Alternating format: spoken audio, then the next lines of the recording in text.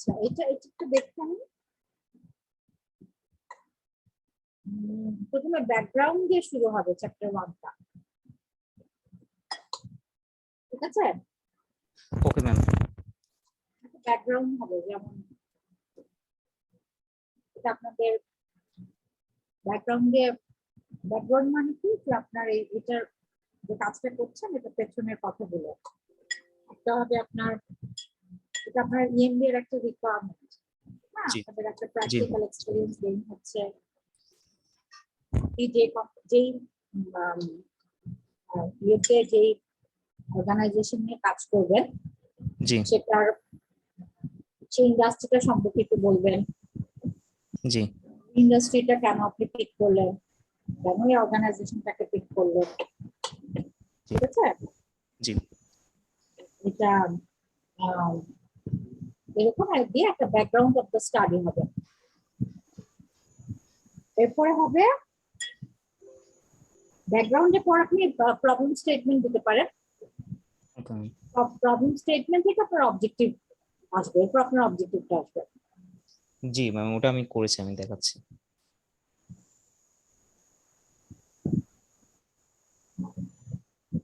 জি আচ্ছা, অবজেক্টিভ কিন্তু এত শেষে আসে না, স্কোপ লিমিটেশন আসবে সবার শেষে।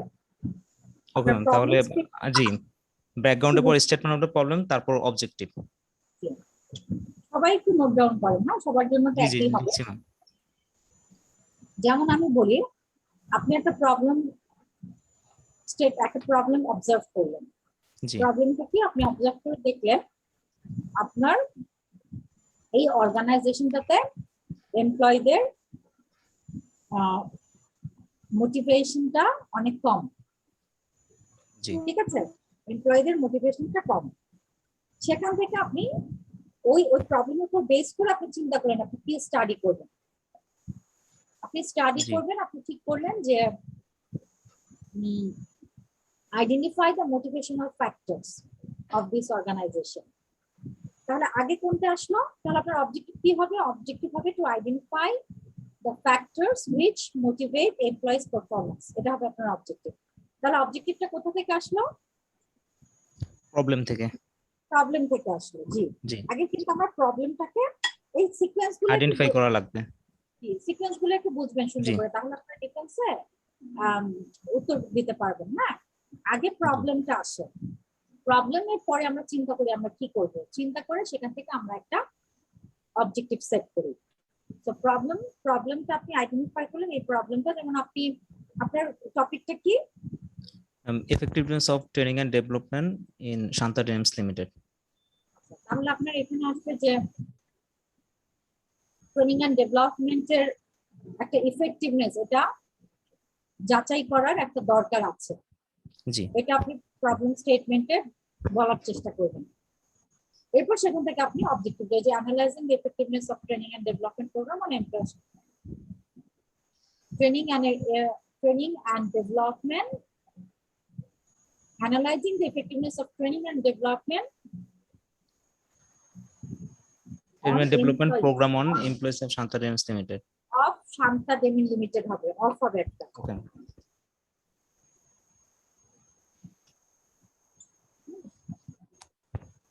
আচ্ছা, এখানে কিন্তু এটা একটা সেন্টেন্স, এখানে কিন্তু ক্যাপিটালাইজেশনটা হবে না।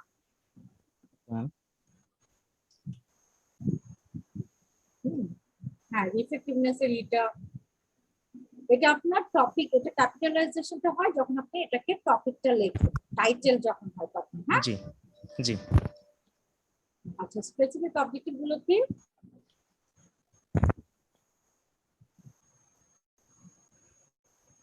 আচ্ছা, ঠিক আছে, এরপর ওইটা দিয়ে পুরোটা ঠিক করে দিন, এটার পরে আপনি স্কোপ আর জি লিমিটেশনসটা দিন। হ্যাঁ, ওকে ম্যাম। তারপরে আমি এরপরে দিয়েছি লিটারেচার রিভিউ। জি, ঠিক আছে, শেষ।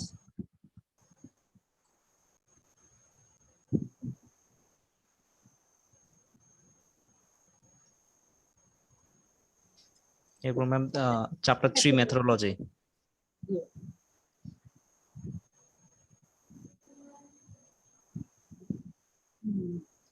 প্রাইমারি ডেটাটা আগে আসবে না। Okay ma'am. একটু ডেসক্রাইব করেন প্রাইমারি ডেটার কোয়েশ্চেনিয়ারটা নিয়ে, একটু ডেসক্রাইব করেন পার্সোনাল ইন্টারভিউটা কিভাবে নিয়েছেন সেটা একটু বলেন। আচ্ছা, এখানে আর একটু ডিটেইলস করে লিখবো একটু। একটু বললে ভালো হয়। জি স্যাম্পল সাইজ ঠিক আছে।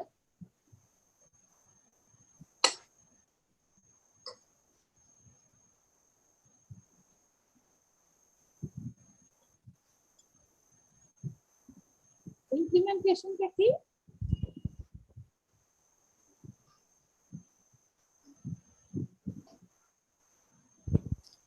ম্যাম এটা আসলে আমি ওই যে রেফারেন্স হিসেবে যেটা নিয়েছিলাম ওইখান থেকে পাওয়া আর কি। এখন যদি আপনি রিকমেন্ড না করেন তাহলে রাখবো না।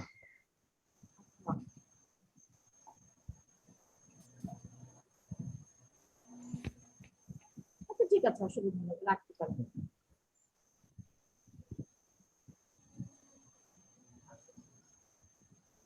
ঠিক আছে, ডেটা জি ম্যাম, প্রসেস এরপর জি ম্যাম Final এরপর আমি কোশ্চেনটা রেখেছিলাম। জি না, কোয়েশ্চেনিয়ারটা আপনার অ্যাপেন্ডিক্সে যাবে। না, জি ম্যাম ওটা অ্যাপেন্ডিক্সে যাবে, বাট আপনাকে দেখানোর জন্য হচ্ছে এখানে এনেছিলাম আর কি। আচ্ছা আচ্ছা ঠিক আছে, এটা অ্যাপেন্ডিক্সে যাবে না। জি কোয়েশ্চেনিয়ারে আপনি কি কি বলবেন, যেমন আপনি, আচ্ছা সার্ভে বানানটা বোধহয় ভুল, একটু দেখেন ও ম্যাম ওয়াই হবে। ঠিক করে না। কোয়েশ্চেনিয়ারে যেমন আপনার কি কি আইটেম আছে কোয়েশ্চেনিয়ার, একটা হচ্ছে ডেমোগ্রাফিক ডেটা জি আছে। ডেমোগ্রাফিক ডেটা কি হচ্ছে, প্রথমে যে আপনি এইজ জেন্ডার জানতে চেয়েছেন জি এটা একটু ডিসকাস করবেন। তারপর আপনি ডিসকাস করবেন তাদের ট্রেনিং এর ইফেক্টিভনেস নিয়ে নাকি। জি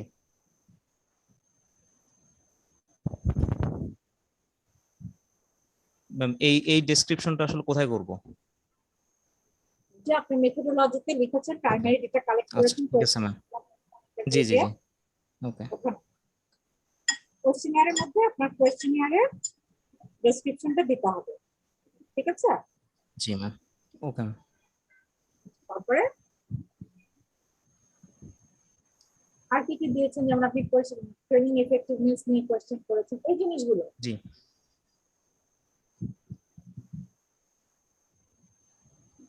আচ্ছা অ্যানালিসিসটা জি আসলে অনেক ভাবেই করা যায়।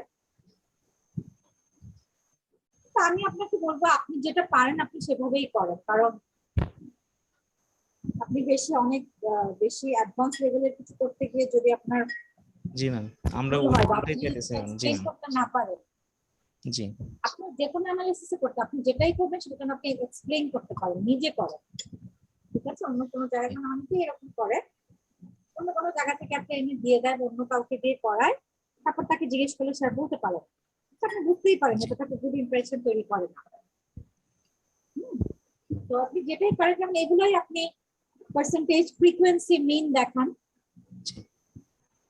ফ্রিকোয়েন্সি দেখান, মিন দেখান।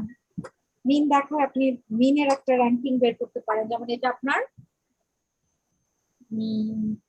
এখানে যদি আপনি একটা র্যাঙ্কিং করেন জি ম্যাম তাহলে মিনের মানে স্কোরটা দেখাতে পারেন আর কি। জি আপনার মিনটা কি বলছে, তারা কি স্যাটিসফাইড, হাইলি স্যাটিসফাইড না হাইলি ডিসস্যাটিসফাইড, আপনার মিন রেজাল্টে কি বলছে ওটাকে আপনি ইন্টারপ্রিট করবেন। আপনার মিন যেটা বের হলো সেটাকে ইন্টারপ্রিট করবেন, ঠিক আছে। জি জি ম্যাম। এবার আপনি অ্যানালিসিসটা দেখাতে পারেন। ম্যাম এই ক্ষেত্রে আমার কি জি বলেন? জি ম্যাম এই ক্ষেত্রে আমার যদি এমন হয় যে আমার হচ্ছে 51 স্যাম্পল, এখন আমার কি 51 স্যাম্পলের জন্য ইন্টারপ্রেট করা লাগবে না সবগুলো করার পরে হচ্ছে আমি কিউমুলেটিভ কোনো রেজাল্টের উপর করব? কোন ধরে করবেন, আপনি তো কিউমুলেটিভ রেজাল্টই করবেন, জি বাট এই যে কোয়েশ্চেন গুলো ধরে ধরে করবেন। জি জি মানে আমার প্রথম কোশ্চেনে রেজাল্ট কি আসলো সেটা অনুযায়ী হচ্ছে ইন্টারপ্রেট করা। জি জি, বুঝতে পেরেছি। আর এটা আপনি অ্যানালিসিস এন্ড ইন্টারপ্রিটেশন এটা হবে। এরপর আপনার আরেকটা চ্যাপ্টার, পরের চ্যাপ্টারটা হবে ফাইন্ডিংস। জি ম্যাম ফাইন্ডিংস, আগের দিন বলেছিলেন ম্যাম আগের ক্লাসে findings, conclusion, summary of recommendation. Findings. জি জি, এই যে আপনার এই যে 10টা কোয়েশ্চেন আপনি আলাদা আলাদা করে ইন্টারপ্রেট করবেন, এখন আপনি ওভারঅল একটা ইন্টারপ্রিটেশন দিবেন, ওইটা দেওয়ার পরে আপনি একটা কনক্লুশন দিবেন, তারপর আপনি একটা রেকমেন্ডেশন দিবেন রিকমেন্ডেশন। সেই ট্রেনিংটাকে তারা আরো কিভাবে ইফেক্টিভ করতে পারে। জি। রেকমেন্ডেশনটা কিসের উপর? আপনার ফাইন্ডিংস এর উপর বেস করে হবে, ফাইন্ডিংস ঠিক এর আছে? উপর। জি।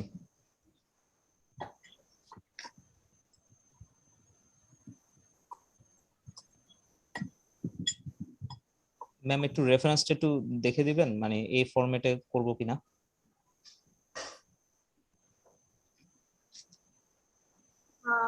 রেফারেন্সে এই 1 2 3 এগুলো হবে না, এপিএফ ফরম্যাটে করতে হবে। হ্যাঁ, ওকে ম্যাম। এই 1 2 3 এরকম হবে না, এটা হ্যাঙ্গিং ইন্ডেন্টেশনে করতে হবে।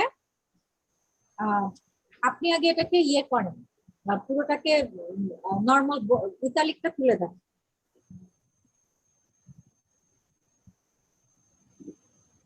ওয়ান টু থ্রি বাদ দেন। হ্যাঁ, আচ্ছা, এটা হ্যাঙ্গিং ইন্টেন্ডে করতে হবে। হ্যাঁ, ওকে ম্যাম। 2018 এটা প্যারেন্থেসিস এর মধ্যে হবে। জি। আপনি আগে উপরেরটা করেন, প্রথমটা করেন, তাহলে বাকিগুলো করতে পারবেন। 2018 ওটা ব্র্যাকেটের ভিতর দেন।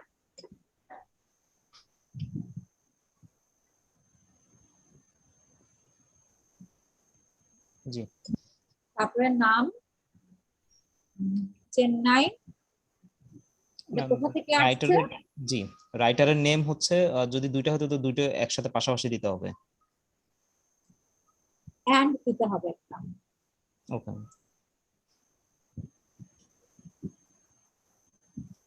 রাইটার ইয়ে করে ফেললেন কেন? রাইটার তো ম্যাম ঠিকই ছিল। রাইটার শুরুতে হবে? হুম, আচ্ছা ওকে।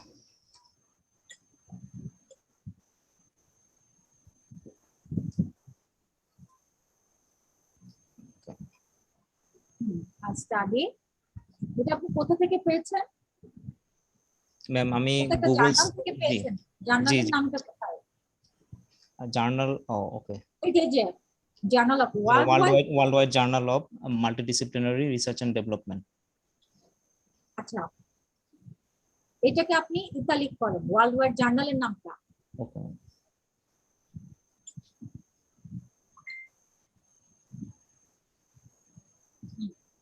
জি। এবার কমা দেন।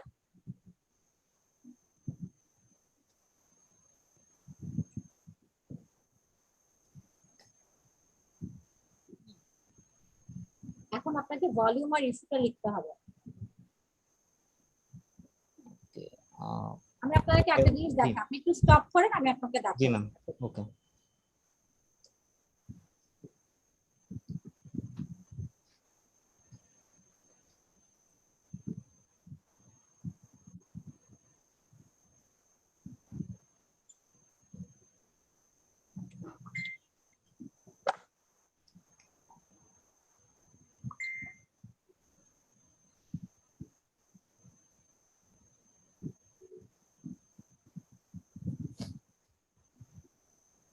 আচ্ছা, আগে বলেন আমার স্ক্রিনটা দেখতে পাচ্ছেন কিনা।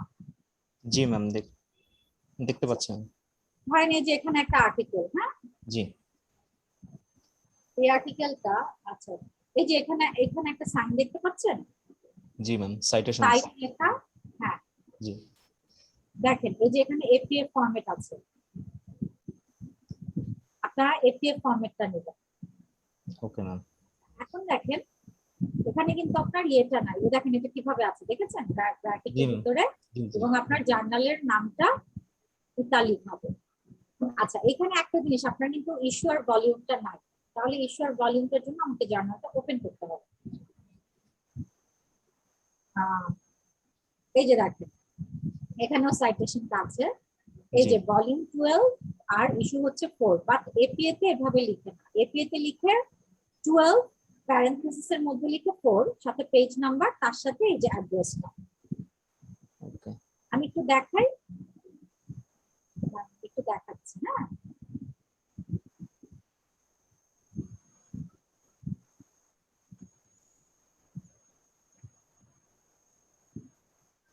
আমার স্ক্রিনে কি দেখা যাচ্ছে? ম্যাম আগের পেজটা এখনো আছে। আগের পেজটা আছে, তাহলে এটা স্টপ জি। করে দেব। আবার দেখাচ্ছি। এই যে এখান থেকে আমি এখন তো দেখা যাচ্ছে না? জি ম্যাম এখন দেখা যাচ্ছে। ফার্স্ট এটা তো আপনার ব্ল্যাক হবে, জি ওকে? এরপর আন্ডারলাইন গুলো তুলে দিবেন, কোনো আন্ডারলাইন হবে না। এর নামটা আছে, এটাও দরকার নাই আপনার এটা দেওয়ার, ইনভাইটেড কমা দেওয়ার দরকার নাই। এটা আপনার জার্নালের নাম। এই যে ভলিউমটা না, ভলিউম ম্যাম। কথাটা লিখবেন না, ভলিউম সংখ্যাটা লেখা থাকবে আর এখানে আর থাকবে ইস্যু নাম্বারটা ব্র্যাকেটে হবে। জি থাকবে, তার সাথে পেজ নাম্বারটা পেজ থাকবে। আপনি নাম্বার। এখান থেকে নিয়েছেন এটা, ঠিক আছে? আচ্ছা, জি এখন জি এটা আমরা কি করব? এখন এটা আমরা হ্যাঙ্গিং ইন্টেন্ডেড, আপনি কন্ট্রোল দিয়ে ট্যাব চাপ দিলে দেখেন, ঠিক আছে? আরেকটা জিনিসও আছে, এটা